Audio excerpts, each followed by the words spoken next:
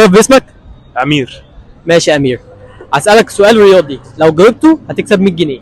ايوه تمام. قول لي اسم لاعب صيني بيلعب في المنتخب الصيني. صيني. نجاوب. لا ده مش صيني. اعتزل. اعتزل. اعتزل. أنا بتكلم اللي هم بيلعبوا حالا. كابتن في حاجه؟ لا طب ايه؟ عايز تصوروا يعني ولا ايه؟ يصور. انت تسمع له اللي هو يصور عادي معانا؟ لا طب.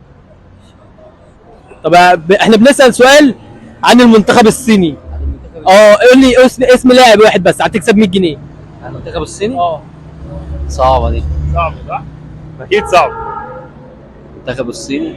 اللي بعده. طب المنتخب الصيني.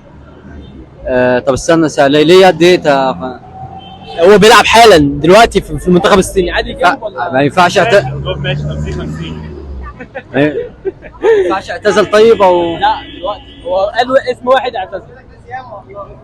تقريبا كان في واحد بس مش فاكر اسمه قوي. هي يونج شي يونج. برافو برافو هو برافو. ايه ده يا بتنجان؟ عارفه يا عم، ده بيلعب في نص أي ملعب. بتنجان. نص ملعب، ادخل على جوجل حتى. فرقه ايه؟ انا مش فاكر الفرقة بس انا فاكر اسمه. هو اشهر واحد فيهم، حتى عينه ضيقه. والله. بص هنسألك سؤال تاني دلوقتي، ماشي. خد اهو 100 جنيه. نسألك بقى سؤال عن اليابان. في حاجه يا كابتن عايز تدخل معانا؟ يا ريت والله قول لي الكلام على بص السؤال ليكوا انتوا ثلاثه، انا هتبقى معايا 50 جنيه. قول لي اسم لاعب بيلعب في المنتخب الياباني غير اللعيب اللي كان بيلعب في ليفربول. حالا بيلعب في الوقت الحالي.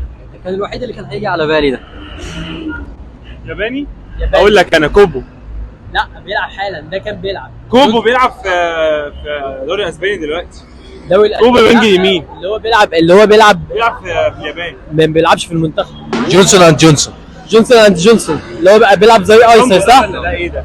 شامبو ده القشره ده؟ هو في لاعب تقريبا كان اسمه بس صاحبي ده كان مقلب بس. بجد والله. حبيبي صح.